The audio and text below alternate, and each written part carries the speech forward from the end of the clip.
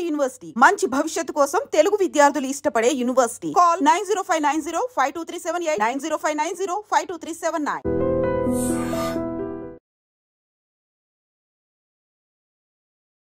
మీ లైఫ్లో ఎప్పుడైనా కానీ ఎనీ పారానార్మల్ యాక్టివిటీ ఒక్కడిగా ఉన్నప్పుడు ఏదైనా ఎక్స్పీరియన్స్ ఫేస్ అయ్యి ఇది అనుకొని అరే అది కాదు అని భయపడిన సందర్భాలు ఏదైనా ఉందా? అంటే అది పారానార్మల్ కాదని తెలిసిపోయింది తర్వాత ఎందుకు అంటే అదట్ ఎక్స్పీరియన్స్ ఇప్పటికీ మనసులో మాత్రం ఉండిపోయి ఉంటుంది. నాకు చిన్నప్పటి నుంచి స్పిరిట్స్ కనపడితే చింత చెట్టు మీద దయ్యాలు ఉంటాయి సంథింగ్ ఇట్లా చెప్తూ ఉంటారు. నాకు దయ్యాన్ని చూడాలని ఉంటుంది, నాకు ఎందుకు కనపడవు. ఇప్పుడు మిడ్-నైట్ 2 o'clock నేను ఎంసెట్ రాసే టైంలో 2 వరకు చదువుకునేవాడిని. మా ఇంటి పక్కనే దూరంగా చింత చెట్టు ఉండేది. నేను ఇక్కడ ఎస్ఆర్ నగర్ కాలనీ దగ్గరే ఉండేవాడిని అప్పట్లో. నేను తెల్లారి ఇంకా 2:30కి అట్లాగా అదే బయటకు టాయిలెట్కి వచ్చేసి చింత చెట్టు వైపు చూసి ఒకటన్నా కనపడండి నాకు ప్లీజ్ ఒకటి ఇట్లా అడిగేవాడిని. ఎక్కడన్నా తెల్లగా ఏదన్నా చెట్టు మీద ఉంటుందేమో అని, ఎక్కడ ఉండేది కాదు. సో అట్లాగా నడుస్తున్న టైంలో ఒకరోజు చదువుకుంటున్నాను. నైట్ నేను ఎక్కువ నాక్టర్నల్ నైటే బాగా చదివేవాడిని. చిన్నగా టిన్ టిన్ అని గజ్జల సౌండ్లాగా వస్తుంది. నాకు ఒకసారి టక్కుని భయం వేసింది. ఏంట్రా అని చూస్తే ఇంట్లో వాళ్ళు పడుకుని ఉండిపోయారు. నేను ఒక్కడే చదువుకుంటాను కాబట్టి నన్ను పక్కన వేరే రూమ్లో పెట్టేవాళ్ళు. నాకు కొంచెం బయటకు వెళ్ళి చూడటానికి భయం వేస్తుంది. కానీ మిడ్-నైట్ మళ్ళీ ఆగుతుంది కొంచెంసేపటికి. సరే మళ్ళీ ఒక 5 నిమిషాలు మళ్ళీ గజ్జలు ఎవరో నా పక్కనే ఉన్నారని, లేదు వెళ్ళిపోదు అని. అప్పుడు నాకు టార్చ్ లైట్ కూడా ఉండేది ఇంట్లో. టార్చ్ లైట్ తీసి బయటకు వచ్చాను. బయటకు వచ్చి అటు ఇటు చూస్తూ ఉంటే గాలి వస్తుంటే, ఇప్పుడు అంట్లు తోమేసిన తర్వాత ఒక చిన్న దాంట్లో పెడతారు అన్నీ. అంటే ఇప్పుడు ఇంట్లో కూడా దాన్ని ఏమంటారో తెలియదు, ఒక పెద్ద డబ్బాలాగా ఉంటుంది, దాంట్లో పెడతారు. చెంచాలన్నీ ఒక దగ్గర ఇలా ఏలాడదీస్తుంటారు.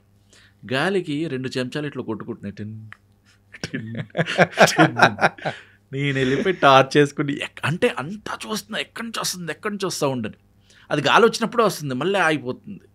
సో అక్కడికి వెళ్ళి చూస్తే అప్పుడు నేను ఒకటి అనుకున్నా, లైఫ్లో ఏది జరిగినా దాని వెనకాల ఒక రీజన్ ఉంటుంది, దేనివల్ల ఏదో జరుగుతుంటుంది తప్ప ఇప్పుడు పారానార్మల్గా ఏది ఉండదు అని. సో అట్లాగా నాకు ప్రతిదానికి ఆన్సర్లు దొరికిపోయాయి. ఇప్పుడు పారానార్మల్గా జరుగుంటే నేను ఇప్పుడు ఈ సినిమా తీసేవాడిని కాదేమో, నేను బిలీవ్ చేసేవాడిని అప్పుడు. ఓకే. సో అది లేదు అన్న ఒక ధైర్యంతో నేను చేశాను అంతే. So that's the thing. కాకపోతే చాలా చాలా ఎక్స్పీరియన్సెస్. మా డాడీ మేము కొండాపూర్లో ఉండేవాళ్ళం చిన్నప్పుడు. నేను 4th 5th క్లాస్లో. మా డాడీ ఇక్కడ ఐడియల్ అని ఒక కంపెనీ ఉంటే అందులో వర్క్ చేసేవాళ్ళు. ఓకే. ఐడియల్ నుంచి కొండాపూర్ రావాలి. అప్పట్లో ఈ కేపీహెచ్బి దాటిన తర్వాత అంతా అడవి, హఫీజ్పేట్ ఇవేవి లేవన్నమాట. అంటే కానామెట్ ఇవన్నీ, ఇజ్జత్ నగర్ ఇవన్నీ అనేవాళ్ళు, అదంతా అడవి. మా డాడీ ఆ అడవిలో దాటి చిన్న స్కూటర్ రోడ్ దాటి ఇంటికి వచ్చేవాళ్ళు. సెకండ్ షిఫ్ట్ అంటే డాడీకి 10 o'clock అయిపోద్ది. నడిపించుకుని ఇంటికి వచ్చేసరికి డాడీ 11:30 ఎప్పుడు అవుతుంది. శ్మశానం దాటి రావాలి. అక్కడ శ్మశానం ఉంది, రైల్వే ట్రాక్ ఉంటుంది, రైల్వే ట్రాక్ పక్కన శ్మశానం. అది అప్పటి నుంచి ఉండేది. అవును. అప్పటి వరకు బండి సింగిల్గానే ఉండేదంట, అక్కడి నుంచి డబుల్ అయ్యేదంట, డబుల్గా నడిపిస్తున్నట్టు ఉండేదంట బండి. శ్మశానం దాటిన తర్వాత నుంచి ఎవడో వెనకాల కూర్చున్నాడు. ఇదే ఫీలింగ్. డాడీ ఇంటికి వచ్చిన తర్వాత కూడా నాతో పాటు ఎవరో వచ్చారు, మీరు పడుకోండి, ఇట్లా మాట్లాడతాడు డాడీ. ఏంటిది అనుకునేవాడిని. అన్ని చిన్న చిన్నవి. ఇప్పుడు దామ్తారు కట్టేస్తారు. అవును. మేము పడుకునే వాళ్ళం, మమ్మీ డాడీ నేను అన్నయ్య ఒక దామ్తారు పడుకుంటే. మా డాడీ ఇలాంటివి ఏమన్నా అయినప్పుడు ఒకేసారి మంచం మీద మా డాడీ నా హైట్ ఉంటారు, బెడ్ మీద లేసి అని ఇట్లా అరిచి నువ్వు రా అని ఇట్లా అంటే దోమతారు ఊడిపోయింది. నేను 4th క్లాస్లో ఏంటిది అలా చూసేవాడిని. భయం ఎట్లా వేస్తుంది, భయం ఉన్నట్టుండి లేగిస్తే. సో దాని తర్వాత మళ్ళీ డాడీ నార్మల్ గ్లూకోన్ కలిపి మళ్ళీ పడుకోబెట్టారు మా డాడీ వచ్చి, అరే తాగురు సారీ అని. అట్లాగా ఇవన్నీ డిఫరెంట్ ఎక్స్పీరియన్స్ చిన్నప్పుడే అట్లాగా గుర్తు చేసుకుంటుంటే ఉంటాను. నేను పారానార్మల్గా ఏం చేయాల. ఓకే. అలాగా మా డాడీ కూడా కథలు చెప్పేవారు. అరే అది రాత్రి నాకు ఇక్కడ పడుకుందిరా, నన్ను దండం పెట్టమనింది, నేను పెట్టలేదు. ఏంటో చెప్తే ఏం పడుకుంది ఏంటి, ఏదో ఇక్కడ పడుకుంటుందంట, బాస పట్టేసుకుని గుండెల మీద పడుకుని నాకు దండం పెట్టు అని అడుగుతూ ఉంటుందంట డెవిల్. మా డాడీ అని పెట్టకుండా కళ్ళు తెరిచేసరికి ఇక్కడ చేతులు ఇక్కడ ఉన్నాయిరా అని చెప్పి అట్లాంటి కథలు చెప్తూ ఉంటాయి. నాకు అవన్నీ నేను ఇంట్రెస్టింగ్గా అనిపిస్తుంది నాకు. సో అవన్నీ కూడా మీకు చెప్తున్నప్పుడు అంతే ఆడియన్స్కి చెప్పాలి ఏదో అంటే ఈ లిటరల్గా జరగవచ్చు. నాకైతే కనపట్ల. ఇప్పుడు 12 రైల్వే కాలనీ సినిమా ఉంది, అందులో ఒక డైలాగ్ ఉంటుంది టీజర్లో కూడా, అరే ఈ స్పిరిట్స్ ఆత్మలు ఎందుకు అందరు కనపడవు, కొంతమందికి ఎందుకు కనపడతాయి. సో అందరికీ కనపడవు అంటే నాకు కనపడలేదు, కొంతమందికే కనపడతాయి. అది ఎందుకు ఏంటనేది ఆ సినిమాలో నేను చెప్తాను. అంటే నాకు అనిపించింది. ఓకే. సో అందుకే నాకు కనపట్లేదేమో అని అంతే.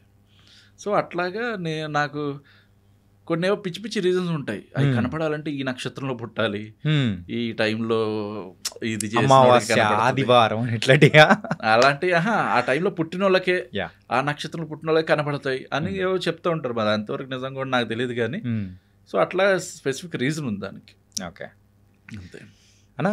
ఇది కమింగ్ టు ద పొలిమేర 3 మీరు ఇంతకుముందు చెప్పేటప్పుడు కూడా 2 ప్రమోషన్ టైంలో నాగబంధనం అనేది దాని గురించి అనేది కూడా మీరు ఈ 3rd పార్ట్లో మేము చూడబోతున్నాము. దాని గురించి కూడా కంప్లీట్ రీసెర్చ్ చేసి దాన్ని ఎలా తీయాలి అనే దాని గురించి కూడా తెలుసుకున్నామని చెప్పేసి మీరు ఒక ఇంటర్వ్యూలో చెప్పడం అనేది కూడా జరిగింది.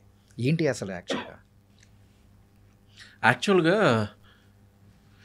ఈ బ్లాక్ మ్యాజిక్ ఇవన్నీ కూడా అసలు ఇండియాలో ఎప్పటి నుంచి ఉన్నాయి ఏంటి రీసెర్చ్ గురించి చేసాం. 2 అంటే 2 రకాలుగా ఉంది. ఒకటి బీహార్ సైడ్ నుంచి వచ్చిందని ఒకటి, ఇప్పుడు కేరళ దగ్గర నుంచి వచ్చిందని ఒకటి. ముందు ఇండియాలోకి ఇదంతా స్ప్రెడ్ అవటానికి. So I choose Kerala. Okay. I can choose Bihar also.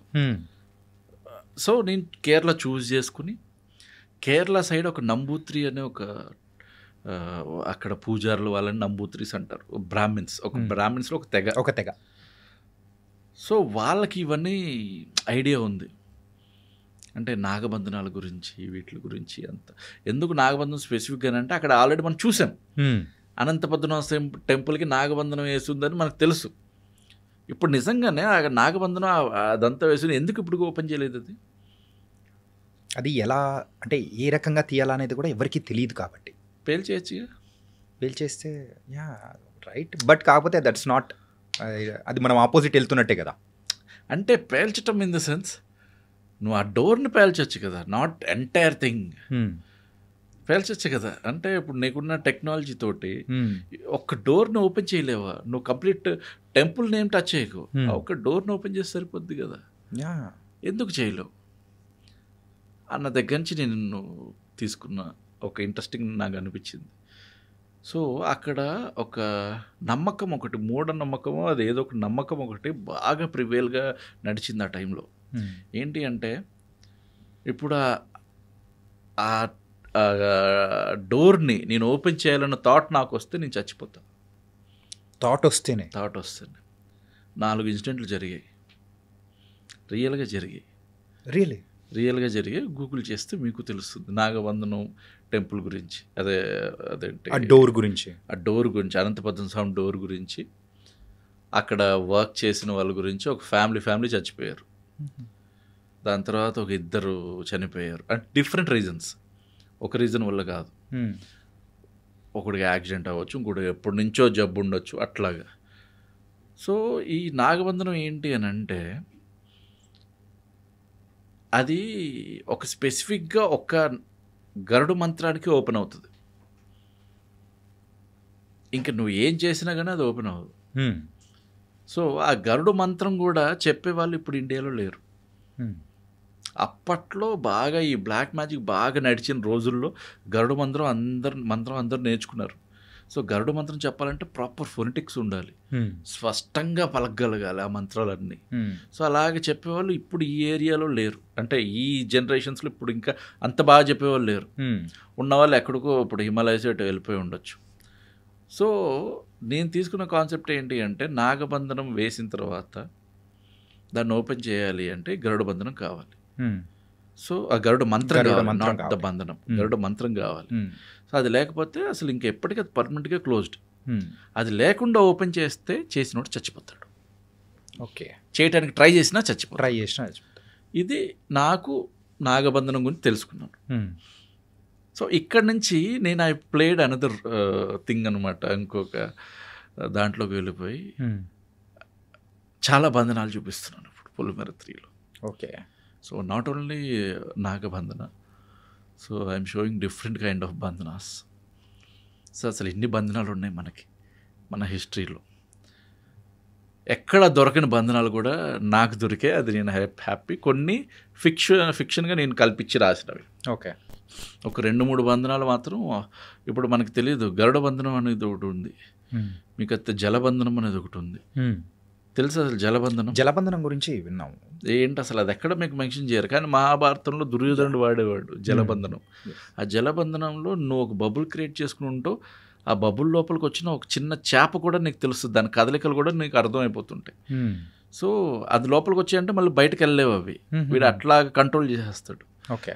So అట్లాంటివన్నీ మెన్షన్ ఉన్నాయి, వాటిలన్నిటి నేను ప్రజెంట్ దాంట్లోకి ఎలా తీసుకొచ్చాను ఏంటి అని ఇప్పుడు ప్రాపర్గా స్క్రీన్ ప్లే ఉంది.